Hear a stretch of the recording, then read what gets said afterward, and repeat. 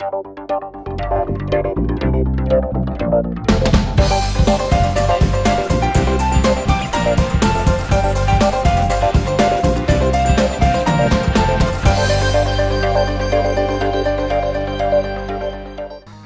иш баштооңузга жаңы идеяларды сунуштаган бизнес башта программасы эфирде. Саламатсыздарбы?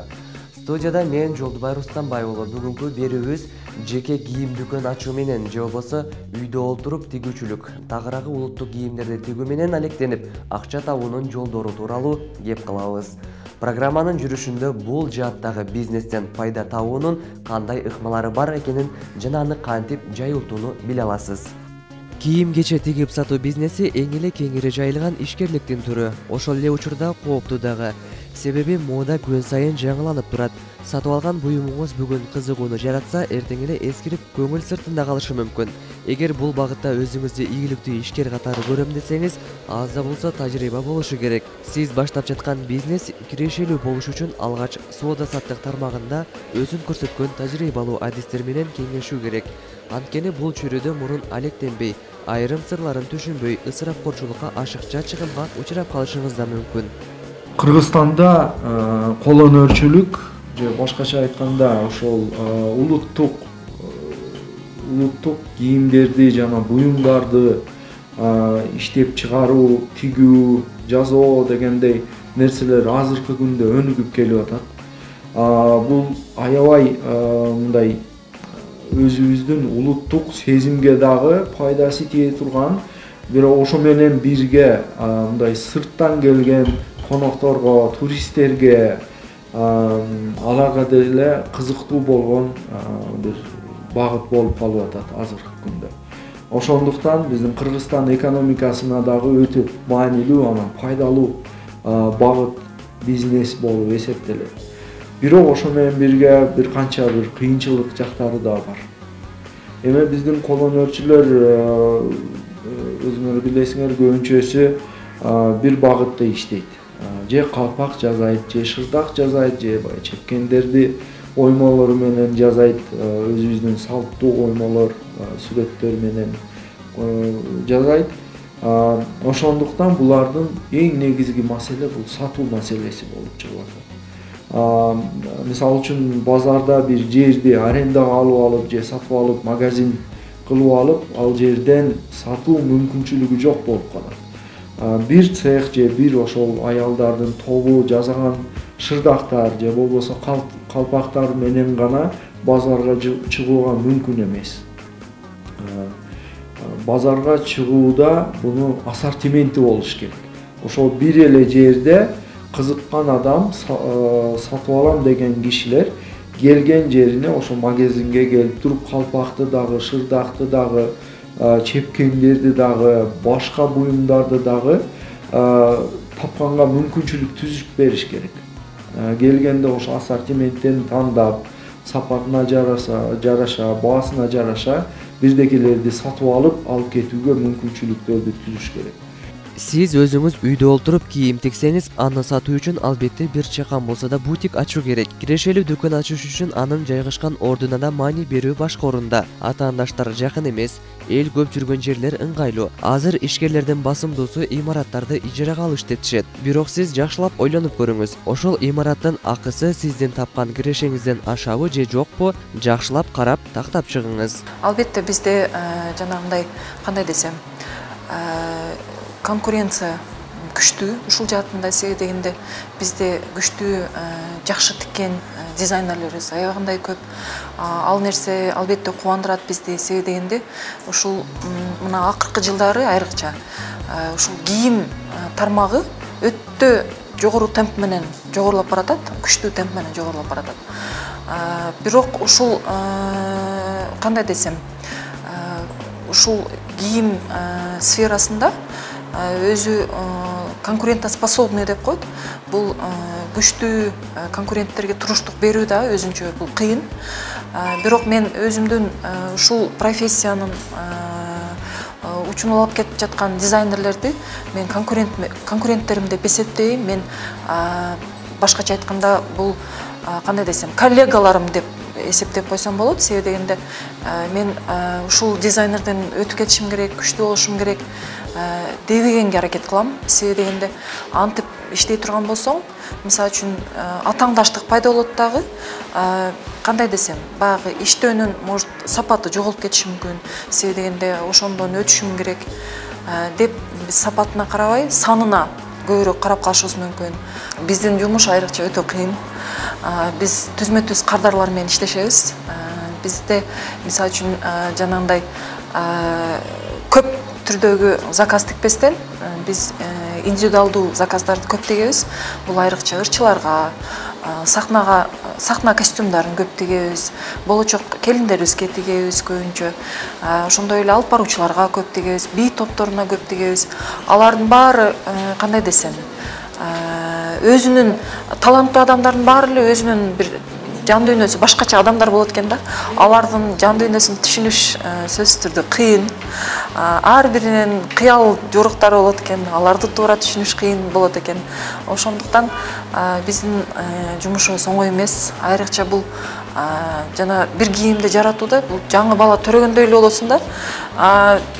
Жараткандан кийин ушунчалык жанагы өзүңдүн колуңдан пайда болгон нерсеге аябай кубанасың, сүйүнөсүң. Ошондуктан эң ушул жумушубуздун секрети болуп, бул мен ойлойм, бул кандай десем, ар бир жумушка чын көңүлүң менен берилип иштөө. Ошондо гана бүт жан дүйнөңдү берип ошол жумушка, ошол мисалы үчүн бир кийимди жаратууда ошол кийимге жан дилиң менен берилип тиге турган болсоң, бул эң кооз, эң өзгөчө кийимдер пайда болот деп ойлойм. Заманбап үлгүдөгү улуттук кийимдерди тигип сатыкка чыгарууда жакшы киреше табуу үчүн кийим бутик ачтыңыз дейли. Эми андагы товарлардын өтүмдүүлүгү сизди ойлондура баштайт. Дүкөн ачарда анын аталышына да маани берүү жакшы жардам берет. Сейрек кездешкен уккулуктуу ат элди өзүнө чакыра алат. Анан албетте улуттук орнаменттер түшүрүлгөн кийимдерди тигип сатыкка чыгарган соң, бутиктин атын дагы ошого жараша байланыштырсаңыз да болот. Эске алуучу жагдай жарнама кылуу сизге кардыр топтоого чоң жардам берет. Ошол эле интернет булактарына, социалдык тармактарга жарыя кылышыңыз мүмкүн. Себеби азыркы учурда көпчүлүк интернет колдонушат эмеспи? Биздин эл атайын дүкөндөрдөн кийим сатып алууга анча күн элек. Бир чети магазиндер жакынкы жылдары эле ачыла баштаса, экинчиден элдер чоң базарлардан кийим сатып алууга үйрөнгөн. Демек азырынча бизде базарларда кийим сатуу кеңири жайылган. Ошондуктан базарларга жакын жайгашкан жерден бутик ачуу жакшы натыйжа берери анык. Материалдарды көбүнчө биз буйртма менен Кытайдан алдыртабыз, Бишкектен алдыртабыз көбүнчө. Өзүбүздүн эле Кара Суудан да алдыртабыз. Себеби дегенде жакшы Өзбекстандан келген ткандарыбыз бар, материалдарыбыз бар.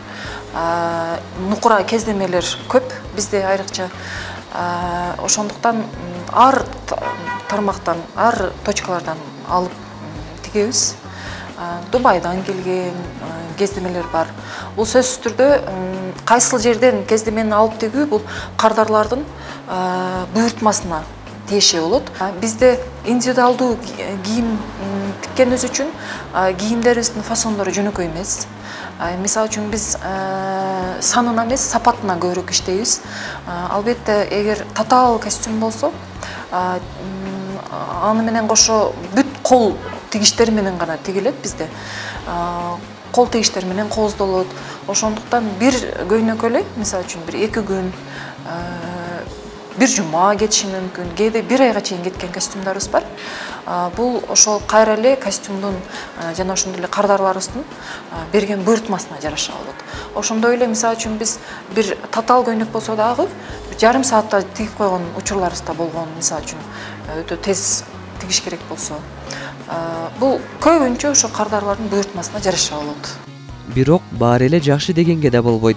Анткени базарларда бир канча убакытка соода токтоп туруп калган учурлар да болот. Сатуучулар муну мезгил алмашуу учуруна байланыштырышат. Эске алуучу дагы бир жагдай. Аз товар илип алып, аны менен да кардар тарта албайсыз. Сатып алуучуну көп ассортимент кызыктырат. Соңку кездери улуттук кол өнөрчүлүк чет элдик коноктордун гана эмес, мекендештерибиздин да кызыгуусун арттырууда. Ар бир эле адамдын колунан келе бербеген бул өнөр атадан балага, энеден кызга өтчү кесиптерден болуп эсептелет. Кыз келиндерге белдемчи, чыптамалар, шөкүлө, кемсел чепкен чапандардын түрлөрү тигилип жатат. Кыргыздын кийимдери сыңдуу, саймасы жок деле кемселдерди тигип койсоң, аксакал байбичелерге да жагат. Байыркубактарда туш кийиз, шырда, калпак кийимге түшүрүлгөн оймок кыргыздын эң тамгаларынын бири катары эсептелген.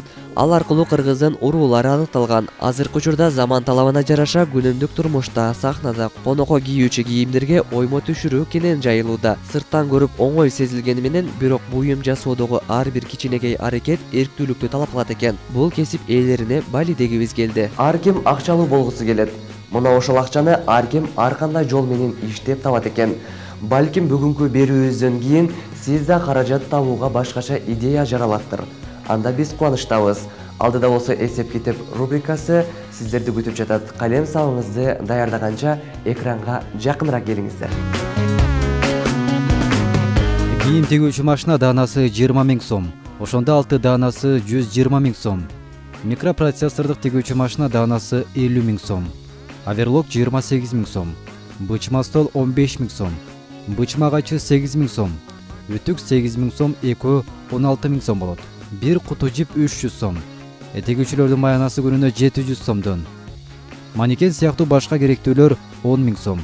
Жалпы сумма 248 000 сом. Урматтуу көрөрман, бизнес баштап программасында келтирилген сандар болжолдуу гана. Эгер ишкерликтин ушул түрүн баштайын деп жатсаңыз, капчыгыңызга карап сандар өзгөрүшү мүмкүн.